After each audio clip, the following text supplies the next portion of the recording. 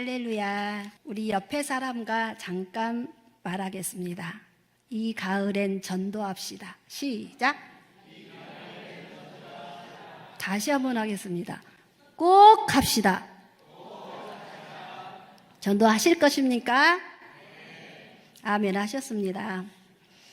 본문의 배경은 BC 588년부터 586년 사이 남유다가 BC 586년에 멸망합니다. 그러니까 BC 588년부터 망하기 전까지 한 2년 사이에 그 사이의 배경입니다. 그 상황이에요. 자, 그럼 이 망하기 전 지금이잖아요. 그럼 바벨론이 쳐들어왔을까요? 안 쳐들어왔을까요? 쳐들어왔죠. 이에 예루살렘 성은 바벨론에 의해 완전히 포위당해서 먹을 게 떨어지고 이제 막 아사 직전의 상태로 가기 전 단계에 이른 것 같습니다. 그러니까 살만합니까? 아주 죽지 못해서 살고 있습니까? 죽지 못해서 살고 있다는 거예요. 지금 이 시대의 남유다 왕은 20대 왕, 이게 마지막 왕이 20대예요. 시드기야 왕입니다. 시드기야 왕. 시드기야 왕의 아버지는 요시야 왕입니다. 말씀 역대상 3장 15절을 잠깐 보시겠습니다.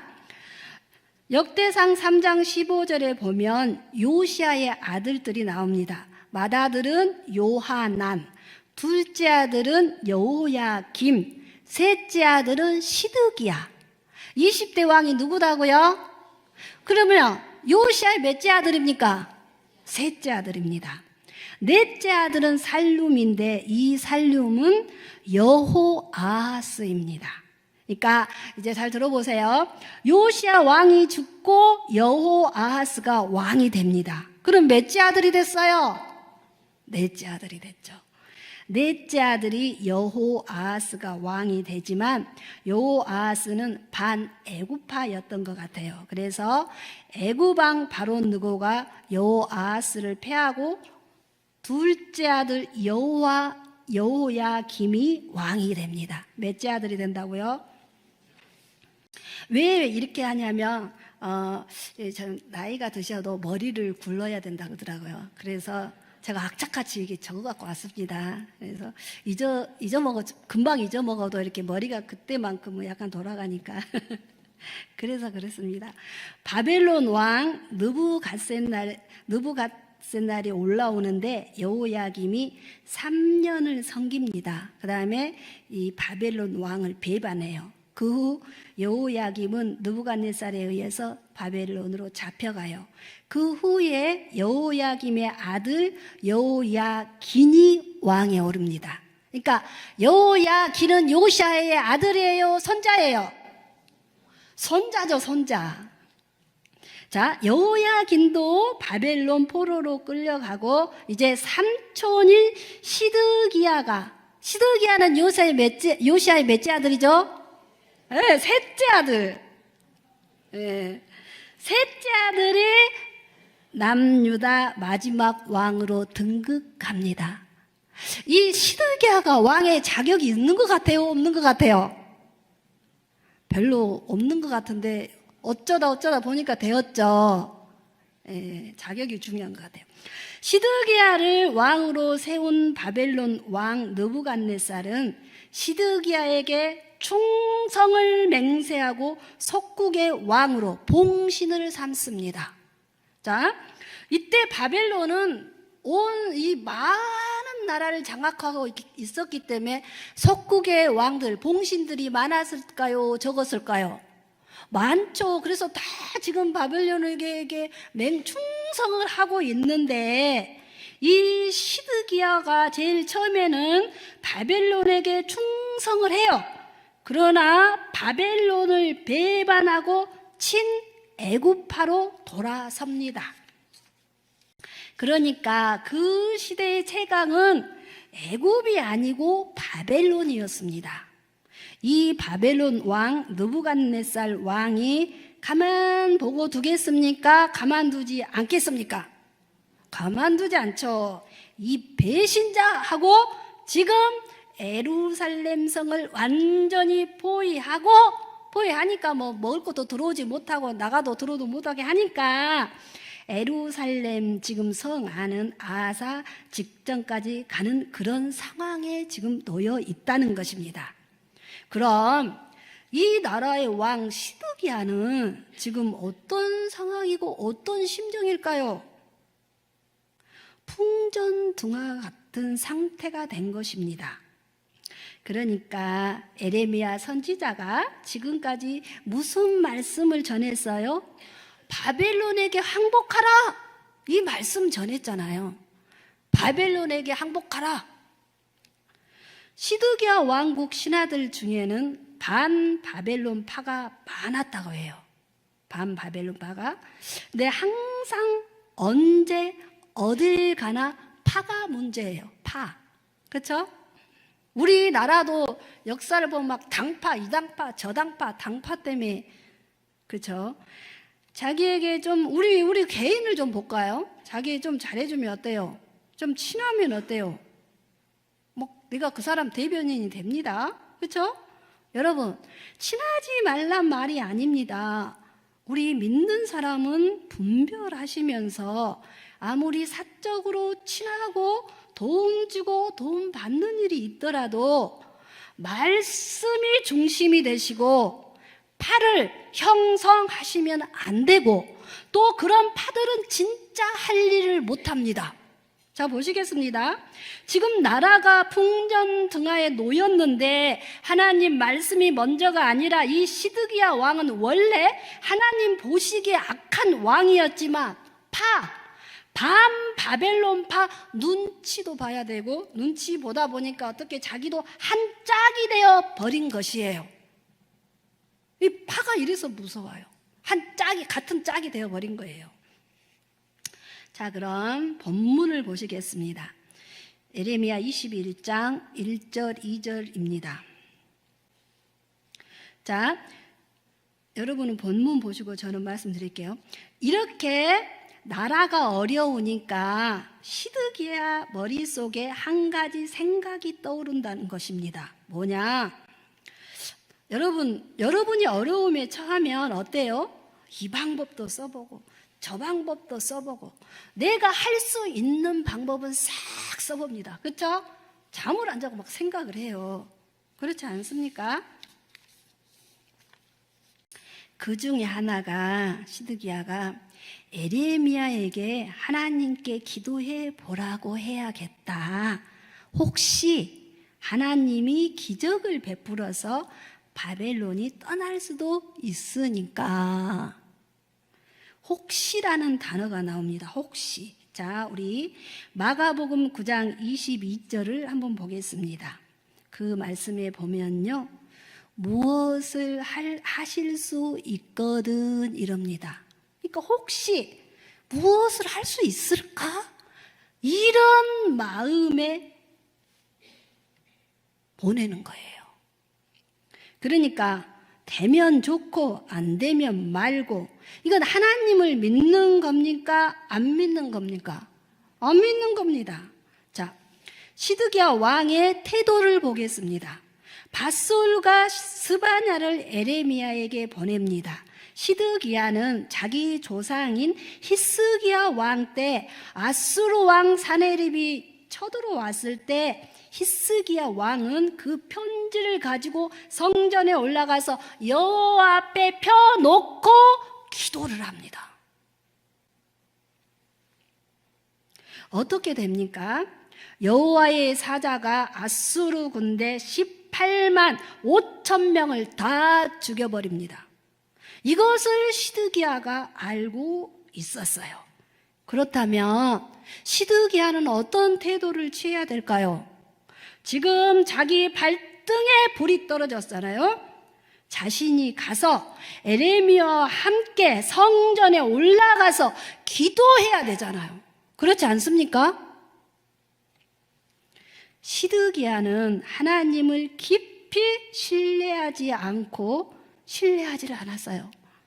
경외하지도 않고 하나님께 예배 드리는 자가 아니었습니다. 시드기야는 내가 이 나라 왕이야. 그러니까 바술, 스바냐, 너희들 가서 에레미야에게 하나님께 기도해 보라고 해. 여기 일 좀 처리해 달라고 해. 이게 무슨 스타일입니까? 왕이 사람을 보내어 그 사람에게 지시하는 스타일입니다. 지금 누구에게요? 하나님께 그런 겁니다.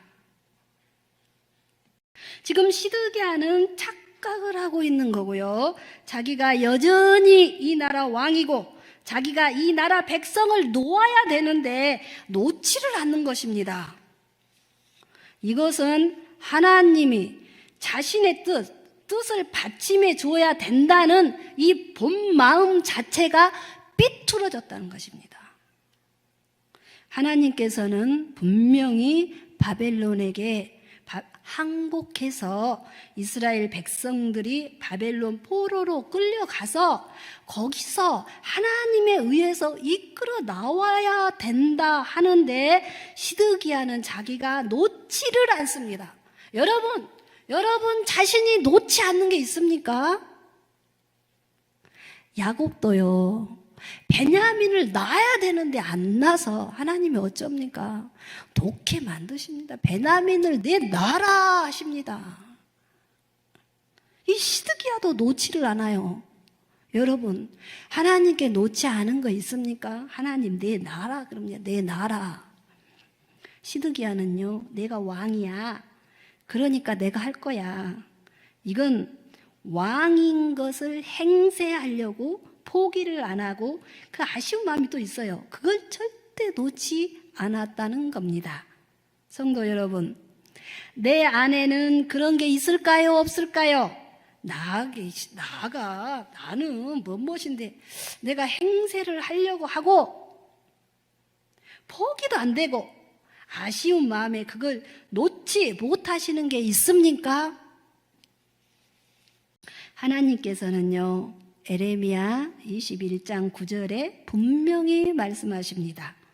항복하는 자는 산다고 말씀하십니다. 근데 시드기야는 항복하기 싫다는 겁니다. 왜요? 이 나라는 내 나라고 이 백성들은 내가 다스리고 내가 주관하는데 이런 착각을 하는 겁니다. 우리는 이 세상이 나그네다 그랬습니다. 내 거 아닙니다. 내 거, 나가 나오니까 문제가 발생합니다. 내가 좀 더 대접을 받아야 하고, 그쵸? 아닌 것 같아도 하여튼 대접을 좀 받긴 받아야 돼요. 그쵸? 내가 좀 더 인정을 받아야 하고, 나는 제가 좀 그래도 내가 그래도 실은 쟤보다는 나 이런 근성 말입니다.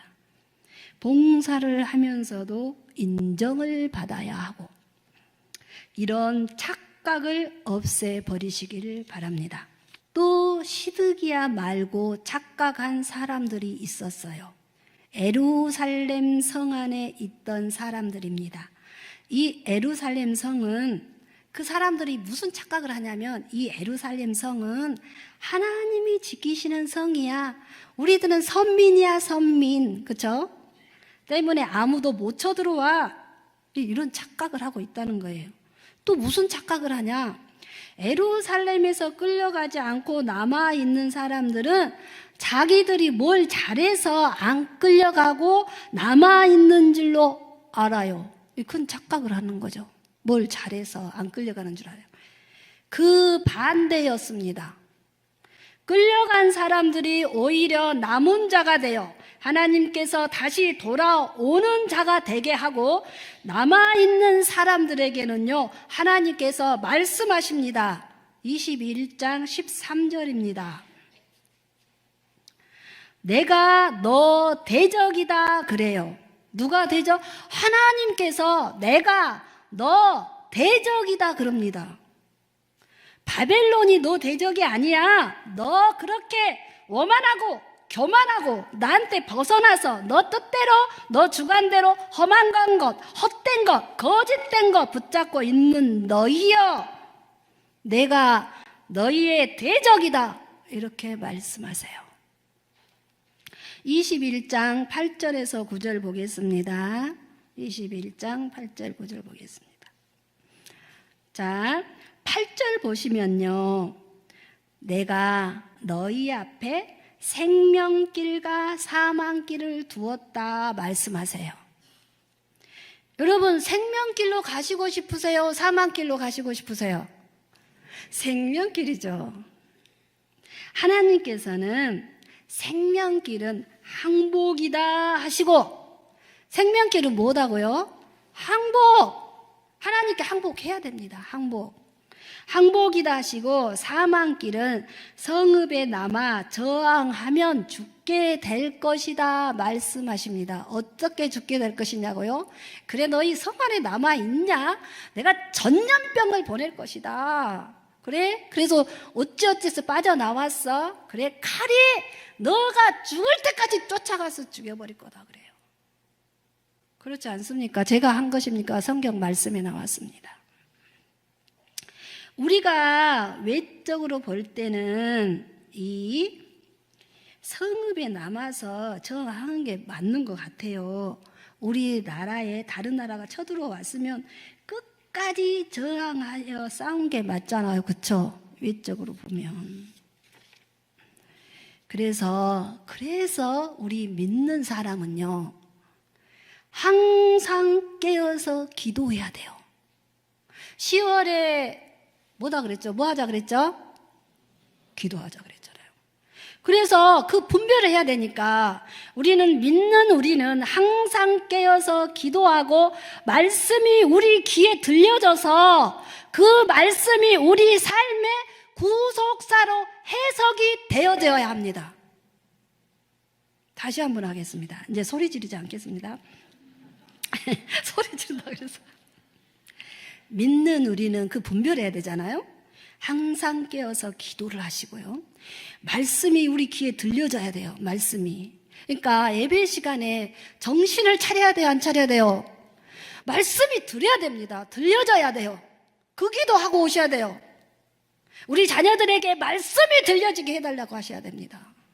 말씀이 들려져야 그 삶이 우리 말씀이 우리 삶에 와서 구속사로 해석이 되어져야지 내가 십자가 지고 갈 수 있는 거고, 그렇죠? 내가 희생할 수 있는 것입니다. 그래야 내가 인정 중독에서 해방되는 것입니다. 아멘이십니까? 이게 안 되니까 에레미야가 매국노로 보이는 거예요. 나라를 망치는 거짓 선지자로 보는 착각을 하게 되는 것입니다. 자, 여러분, 바벨론에 항복하라는 것은 누구에게 항복하라는 겁니까? 하나님께 항복하라는 것입니다. 그런데 시드기야 왕이나 예루살렘 성에 남아있는 자들은 먹을 게 없어서 자기 자식들까지 잡아 먹으면서도 항복하지 않습니다. 왜 그럴까요? 지금까지 허망한 것, 헛된 것, 거짓된 것만 찾으며 구하며 즐기며 그것이 생명인 줄 알고 살았으니까요. 그럼 여러분, 예수님께서는 말씀하십니다. 내가 길이요 진리요 생명이다, 그렇게 말씀하세요. 그렇죠? 이 말씀은 생명의 길, 진리의 길이 누구십니까? 예수 그리스도이십니다. 그럼 예수 그리스도께서는 어떤 길을 가셨습니까? 예수님께서는요, 높은 영광의 보좌를 버리고요, 높은 영광의 보좌를 버리고 낮고 낮은 땅으로 오셨어요. 근데 왕으로 안 왔어요. 어른으로도 안 왔어요. 아기로 왔어요. 아기가 뭐 알아요? 저항할 수 있어요? 아기로도 어디로 왔냐? 말구유로 오셨어요. 그리고 나귀 새끼를 타고 십자가를 지고 죽어버렸어요. 그렇죠? 나귀 새끼 타고 갔어요. 우리 죽어버렸어요, 십자가에서. 그리고 부활하셔서 올라가시면서 뭐라 말씀하십니까?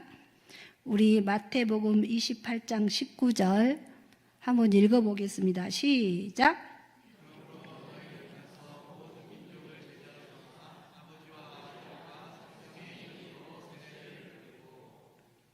뭐라 그러셨냐면 너희는 가서 모든 민족으로 제자 삼으라 하셨어요.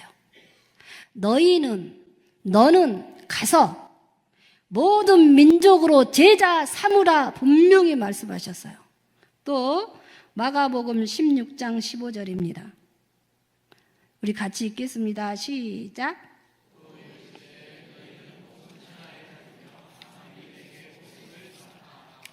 네, 온 천하에 다니며 만민에게 복음을 전파하라 하십니다. 자, 여러분, 이 천하는 못 가더라도 여러분 강양시를 다니면서 복음을 전파하십니까? 하세요? 참고로 우리 강양중앙교회는 토요일 날 10시 전도부가 있습니다. 자, 여러분, 생명의 길은 내가 무슨 자리에 있어도, 높은 자리에 있어도, 높은 보좌에서 아기로 오신 예수님처럼 아기의 자리로 내려가셔서 복음을 전하는 길이 무슨 길이다?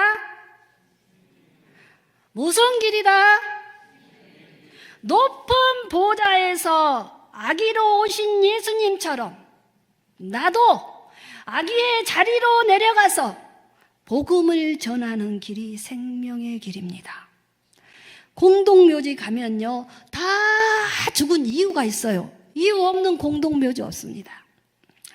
하나님 앞에서 내가 하나님 이러이러해서 못 갔어요. 바빠서요. 내가 집을 사서요. 시집 장가 보내느라고요. 밭을 사서요. 어디 모임에 가서요. 내가 또 그런 자리에 갈 인물이 아닙니다. 이런 이유 될까봐 이 성경에 나왔어요. 세상의 제약이 관영한 세대에 시집 장가 보내서 집을 사서 결혼해서 못해서 못 간다 그렇게 그 말씀이 나왔어요. 우리는 예수 그리스도의 피로 거듭난 새로운 피조물입니다. 우리는 예수 그리스도의 피로 거듭난 새로운 피조물입니다. 착각하면 안 됩니다. 말씀에 순종하는 자가 되어야 됩니다. 새로운 피조물. 사랑하는 광양중앙교회 성도 여러분, 예수의 피로 구원받은 나는 반드시 생명을 살리는 예수님의 제자가 되어야 합니다. 그럼 이제 어떻게 그럼 이제 마음을 먹었어요. 속으로. 그래, 광양시를 다니면서 전도하자 마음을 먹었어요. 전도하시는 분도 많아요. 여러분 같은 분도. 한데 어떻게 하냐, 여러분 한 명을 친구로 삼는 거예요. 그래서 태신자한테 이름을 적어요. 한 명만. 그리고 그분을 놓고 심령이 가난한 자가 되어서 그 영혼을 놓고 애통해하면서 기도를 해보십시오. 하나님께요. 왜냐면요, 여러분 이제 연세도 드시고 보면 내 주위의 사람들이 1명, 2명 천국 가시잖아요. 그래도 아파서 예배 못 나오신 분들이 많아요. 그럼 여러분 너무 가슴 아프잖아요. 그쵸? 그런 것도 가슴 아파요. 근데 여러분, 그분이요, 지옥을 갔다고 생각을 해보세요. 지옥이 허상이 아닙니다. 지옥을 갔다고 생각을 못 하시니까 눈물, 콧물 빼면서 기도를 안 하시는 거예요. 하신 분도 있겠지만, 지옥을 갔다고 지옥 간다고 생각, 내가 이 사람 손을 잡지 않으면, 내가 이 시간에 지금 나에게 주신 시간에 지금 나에게 주는 이 세대에 내가 기도를 하지 않으면 그 사람 어디 가요? 지옥 간다는 거예요. 그 사람 왜 나를 알게 해줬을까요? 영혼 구원하라고 알게 해주신 것입니다. 기도하시라고요. 여러분 기도해 보세요. 하나님은 반드시 그분이 교회에 올 수 있도록 인도해 주실 것입니다. 어떻게 하라고요? 친구 한 명을 삼아서 이름을 적고 이 사람 때문에 가난한 심령이 되어서 하나님께 어떻게 기도해요? 해통해하면서 기도해 보십시오. 그 사람 지옥 가면 안 되잖아요. 아파서 누워 있어도 너무 불쌍하고 아파서 예배 못 나온 것도 마음이 짠하잖아요. 근데 지옥을 간다는 것은 짠할 정도가 아닌 거예요. 하시겠습니까? 어려우시면 또 전도부도 나오세요. 아멘이십니까? 기도하겠습니다. 첫 번째, 하나님, 제가 이제까지 전도를 못했으면 하나님 전도할 수 있는 이 마음을 주십시오. 전도를 못해서 애통해하는 마음, 영혼을 지옥 가는 것 미처 생각하지 못했습니다. 성령님 도와주시옵소서. 그리고 우리 자녀들이 교회 안 나가잖아요. 직장이 바쁘다고. 다 그건 이유입니다. 그 자녀 지옥 가면 좋겠습니까? 믿지 않는 자녀 기도하셔야 됩니다. 하나님, 내 자녀 좀 살려달라고 기도하셔야 돼요. 귀신 들린 엄마도 나와서 무릎 꿇고 기도하지 않습니까? 근데 내 자녀가 지옥 간다는 것은 말이 안 되는 소리입니다. 여러분, 우리 자녀 살려주십시오. 기도하시기 바랍니다. 그리고 하나님, 내가 말씀이 귀에 들려지게 하시고 우리 자녀들이 말씀이 귀에 들려지게 하여 주시옵소서. 주여 일창하고 기도하겠습니다. 주여